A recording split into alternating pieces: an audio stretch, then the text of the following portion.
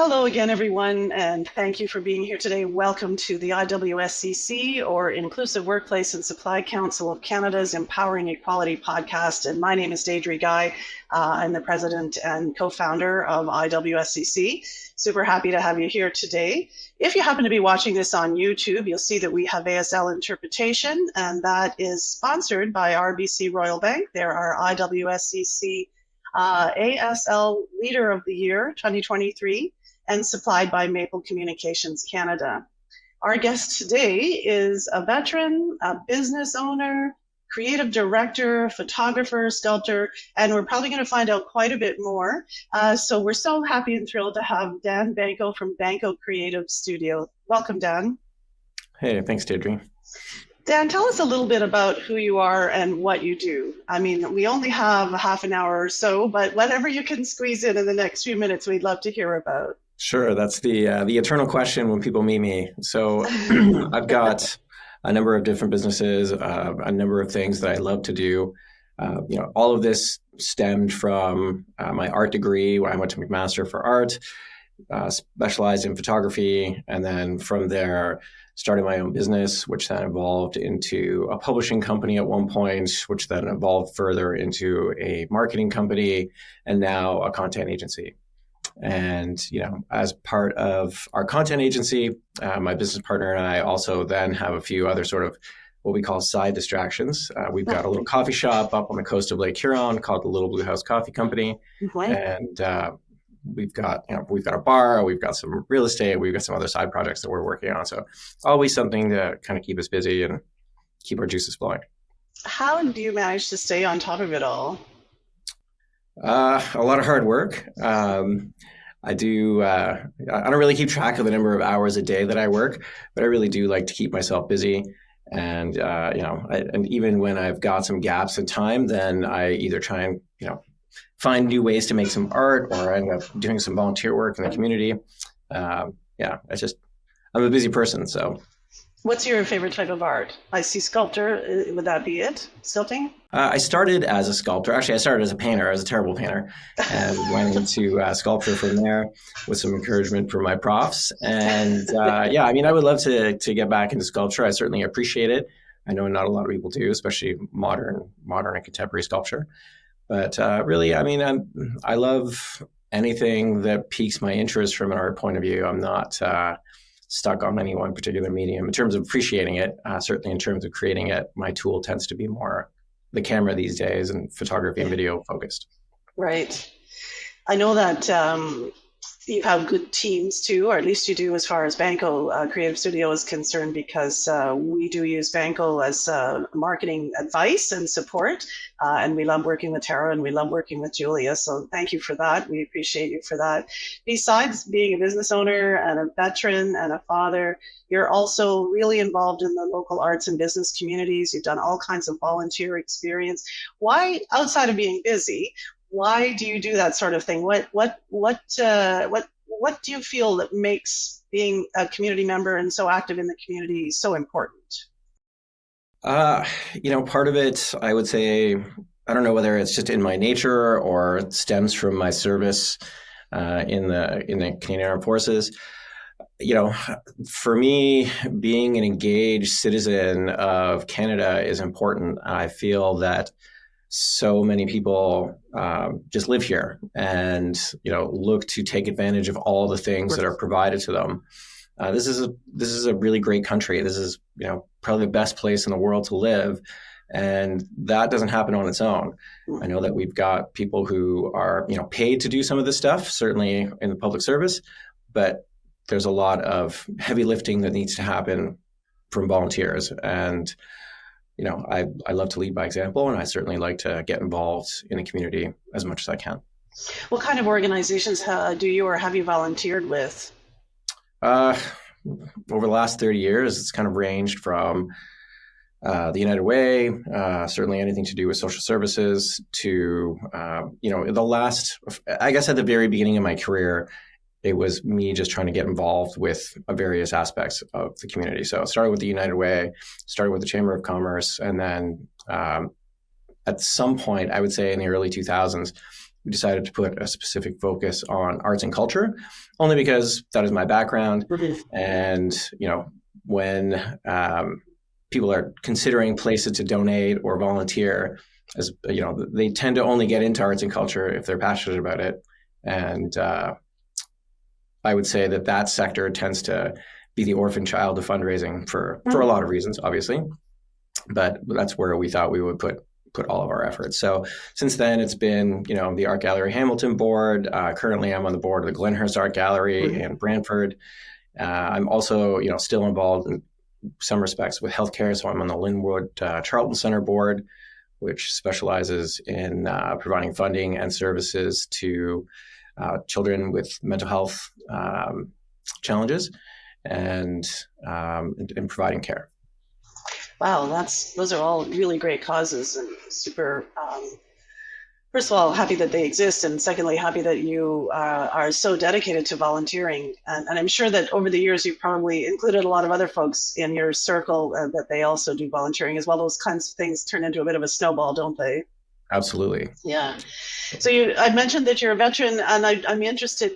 Can you tell us a little bit about your time in the military? What sort of led you to join it? How long were you serving? What was that all like? We're always curious to know these things.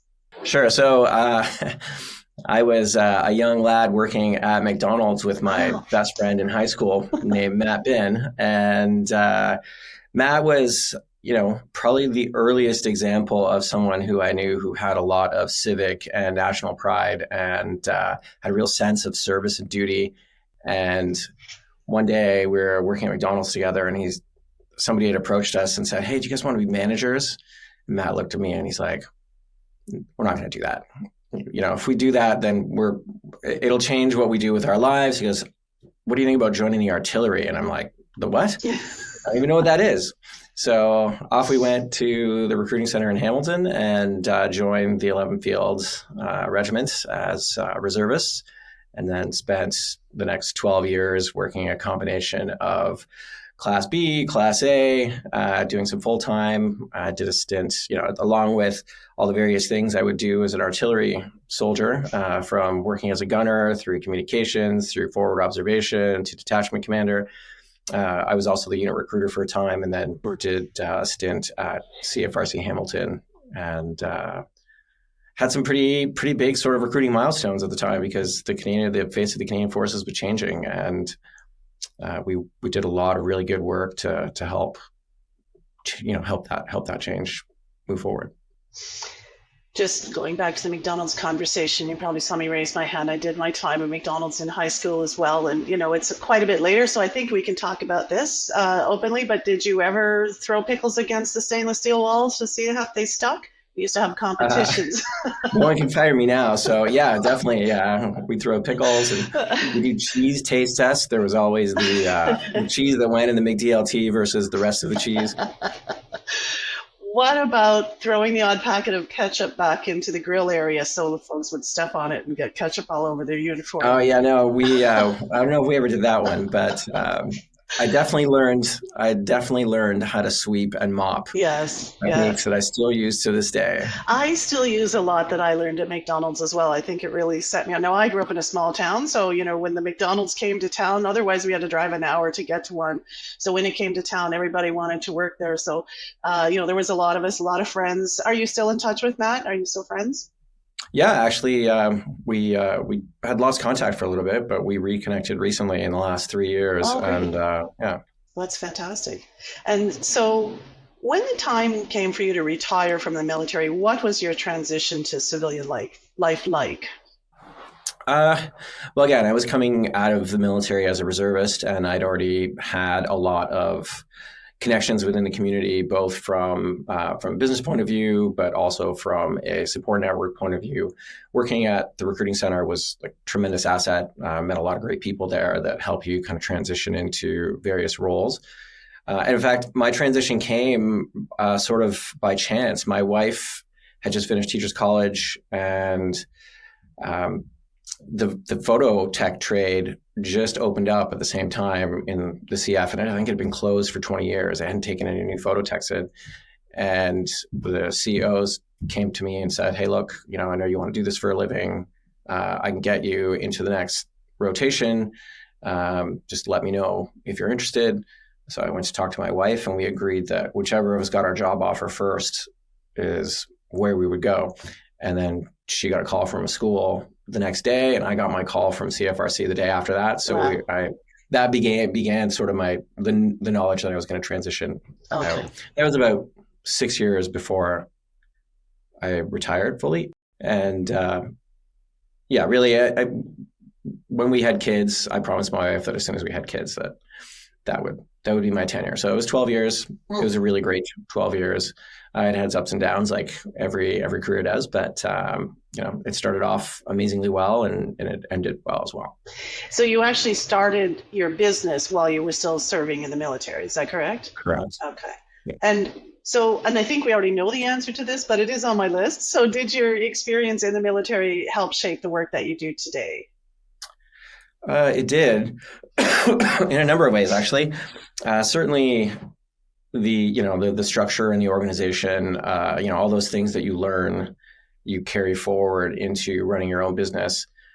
Certainly my sense of service also carried over onto how we do things. As much as people hire us to take photos, they're really hiring us to provide the best version of ourselves, to provide the service on the day that we take photos. And that's something that's very important to me and to all of my staff. Certainly, those are the kind of people that we look to hire when we are hiring. And, in terms of connections in the community, I find that one of the interesting challenges in terms of transitioning out is that there's really, not a lot of connection between the business community and the military community in any of the cities where there are armories or where there are bases. Probably more so in major areas like Halifax. I certainly see a little more integration there, and then possibly in downtown Toronto. But a lot of not every unit has that mastered.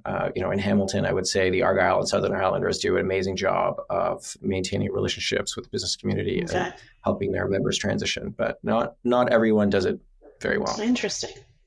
So how did you manage both careers? Again, I'm a busy person. I worked a lot, and again, when I was starting out, it's not like people were knocking down my door to have me take photos. It took a little bit of time. I started pretty much taking any job that would come in, anything from shooting, photographing weddings to portraits to, I did a lot of model test portfolios, and then got my first big break with the marketing department at the Hamilton Spectator. Oh. And it was just as my contract at CFRC Hamilton was abruptly terminated for, budget reasons, that this call came from the Spectator. And I never really looked back. At that point, it was, okay, I'm going to focus more on the business and start to focus on transitioning out of that. So, yeah. So it all just went quite smoothly for you. But the preparation was there.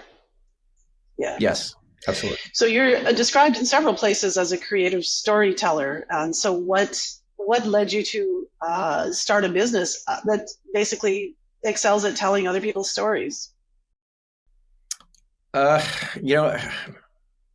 didn't start off that way. I mean, when you take art at college versus art at university, the fundamental difference is that you're doing a lot more storytelling. You're doing a lot more conceptual work at the university level than you're doing more technical work at the college level. And that sense of storytelling really gets ingrained in, anything that you're creating, whether it's sculpture, a painting, print, what have you. And that applied to me with my photography. And in the early days of working with other ad agencies or designers, a lot of the time the direction they gave for any of the work that we were doing, was good, but it wasn't, not to say that everyone was like this. There were a lot of great people that we work with, but there were a lot of people, we're in a regional market, and a lot of people in regional markets are just trying to get the work out the door. And the amount of storytelling that was happening, I just felt wasn't there. There was a lot of very prescribed, just do this and get it out kind of work. So when clients would call us directly for that type of work, then I would always try and sit down with them and say, okay, exactly, who told you need these photos? Why do you need these photos? What's the story we're trying to tell? what else do you need then to really bring that story to life to help support these photos? Is it video? Is it social media? Now that we have social media, is it copywriting to go with it? What are all of the pillars that you need to really fully tell your story that the photos will then just help support? And that led to the evolution of the business. Really, most notably when we became a publishing company in the early 2000s. We rode an amazing wave just at the peak of publishing, and then crashed and burned as we hit the tsunami of the internet and trying to compete with free online content. That makes it tough. So in recent years, there's definitely some growing negativity surrounding the Canadian military, mostly, of course, among civilians, and the perception, I think, that's out there, which, of course, I disagree with. Is there part of the military story that you think isn't being told, or that people aren't hearing? What do you think needs to be told? I think the story just needs to be told, period. I know that there are stories being told. There are some units that do it far better than others. But at the end of the day, the stories just aren't being told enough. And I'm not sure how this happened. There's a supper club I belong to, the Hamilton Club, and on its walls is a veritable who's who of business owners and captains of industry from the early days of, last century, where they were all somehow involved in the military. They didn't just own a business. They were officers, they were senior non-commissioned members of various different local units.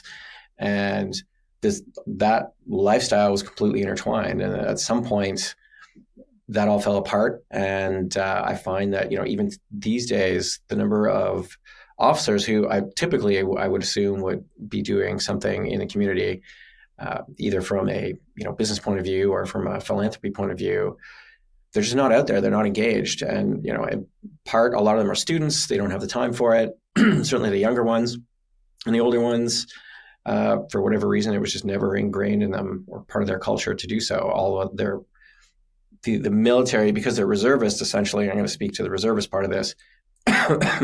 That's their side thing usually, and to then volunteer or be involved in the community on top of that is very time consuming, and they probably just don't have the bandwidth because they have a day job too. That said, I think there's a really great system of honorary colonels and honorary lieutenant colonels that are also trying. One of the challenges with that system is that those positions tend to get given to people who have prior CF experience that don't, they come at it from their unit's point of view, but they don't necessarily always come at it from a community point of view. And again, I know that has also evolved tremendously in the last 15 years, which has been amazing to see.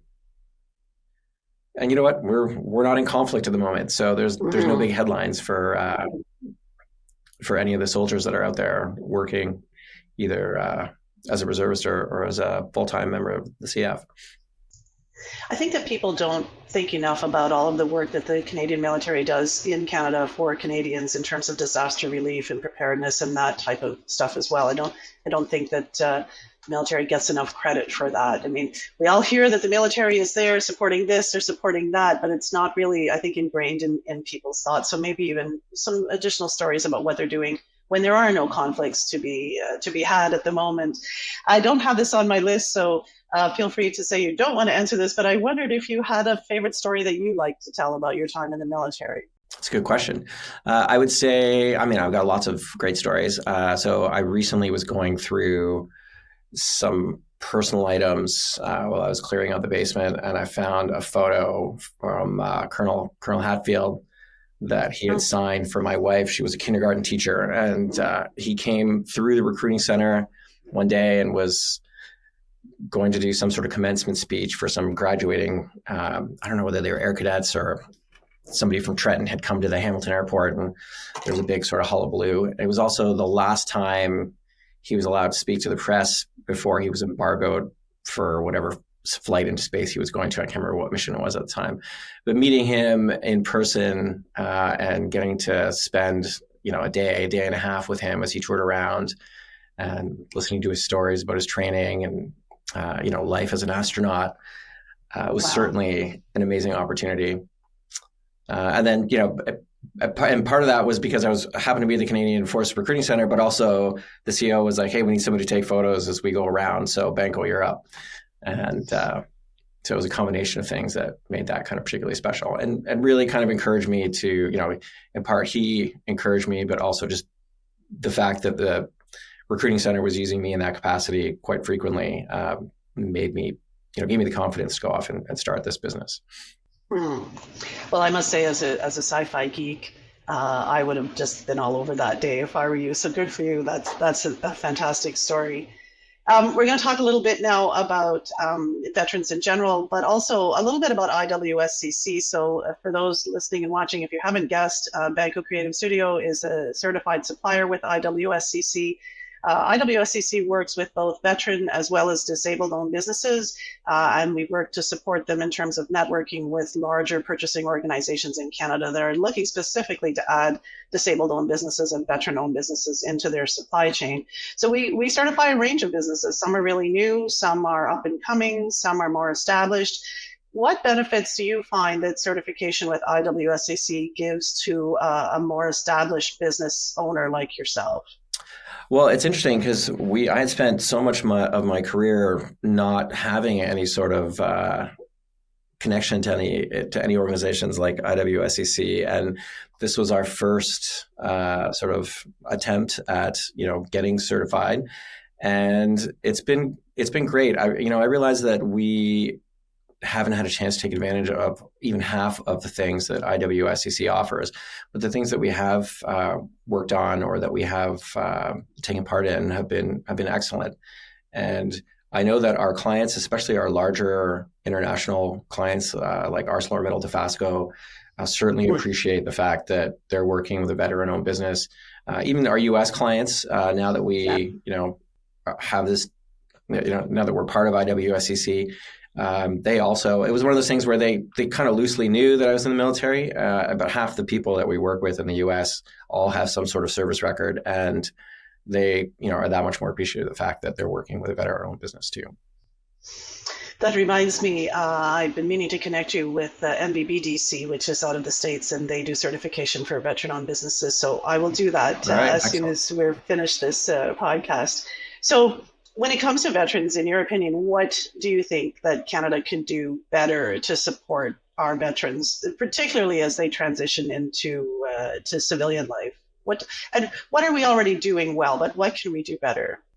Sure, I would say it's been a long time since I've been out of the Army longer than I was in the Army at this point. So, and I still have friends who are in the Canadian Forces. They don't tend to talk about their transition plans much. And I can speak to the time when I was in, where there was a second career assistance network that was really focused on transitioning you to some sort of other employment when you left the Canadian Forces, trying to find a transferable skill or providing you the education to make that transition.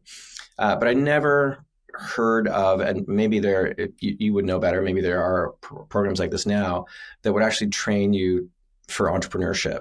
And, people coming out of the Canadian Forces, men, women, officers, non-commissioned members, they are some of the most resourceful human beings that live in this country. And they don't know what they don't know. And if they had the opportunity or had a chance to understand that they could start their own business rather than just going to work for somebody else, I think it would be a tremendous benefit. So again, if those programs already exist, that's amazing. And it would certainly be a way to give people other options as they come out of the forces. So, to my knowledge, there isn't a lot in terms of veteran entrepreneurship, and it's the same within the disability community. There's not a lot of support in the entrepreneurship world. There's a lot for employment, and the same thing with veterans, but not as much for entrepreneurship. Having said that, IWSCC is in regular contact with Veterans Affairs Canada, and they have a veteran employment department that they have. I think it's more recent.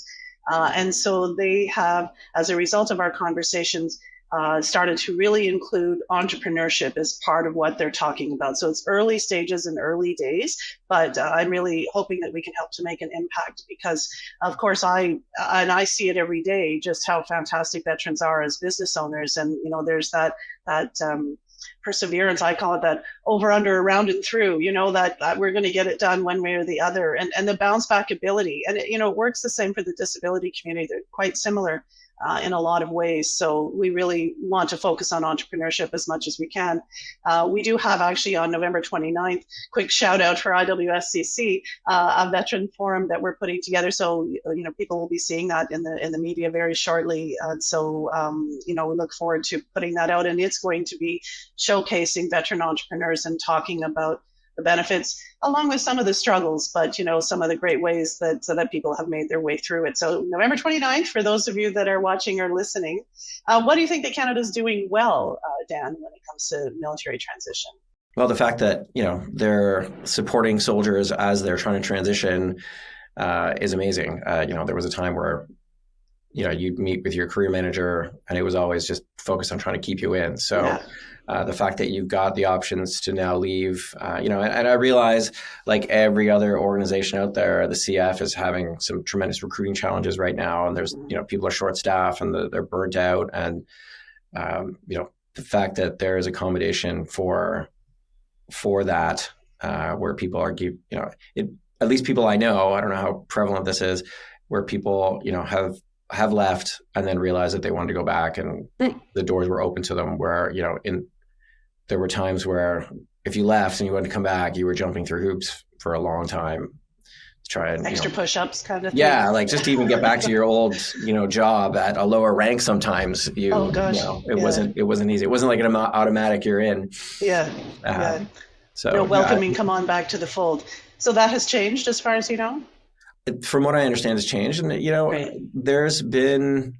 I know a lot of guys who also were, full-time members of the CF who, as they were getting ready to transition, ended up, working as the liaison person at a reserve unit somewhere. And that's where they would start to get the chance to put down roots outside of, a Canadian Forces base district, where those tend to be isolated places and the opportunities aren't as broad in terms of, trying to set up a small business or other entrepreneurship opportunities. So, as people transition and work in the, start working with reserve units, they start to get broader horizons and see the other opportunities that are out there. So what advice would you give to a fellow veteran, or even someone currently active in the military who wants to start a business, who's thinking to start a business? Like anything, do your research. Planning is key to all of this, just as like it is to anything else. And as much as my friend Alex, who's an officer in one of the local reserve units, talks to me often about how anybody can win a battle, but you need logistics to win the war. So starting your own business isn't easy. The stereotype of not breaking even for 3 years is a stereotype for a reason, right? Tara and I joke about some of our business distractions. They live up to that stereotype. We're feeding those funds in for a good long while until they get their sea legs. So, do your research. Make sure that you're really passionate about what you're doing, and like anything else, this isn't. You may have to start on your own. But there is a giant network of other veterans out there who have started their own businesses, whose mistakes you can learn from, or who are just out there willing to help you get on your feet and connect you to the right clients and the right people in the industry that you want to serve. And of course, certification with IWSCC. Absolutely. Thank you, Dan. Well, listen, thank you so much for your time today. I know you're dealing with a bit of a cough, so I really appreciate you persisting through this. It's great to get to know you better, and I'm really pleased that you were able to take the time. I know that we've had a bit of a time schedule-wise because you're always on the go, of course, with all the different things that you have. So we're really thrilled that you were here today. Appreciate it a lot. It was my pleasure. Thanks very much for having me. And we look forward to working with you in the future. For sure. And thank you all again for joining us today. For more information about supplier diversity, inclusion, you can visit us on our website at www.iwscc.ca.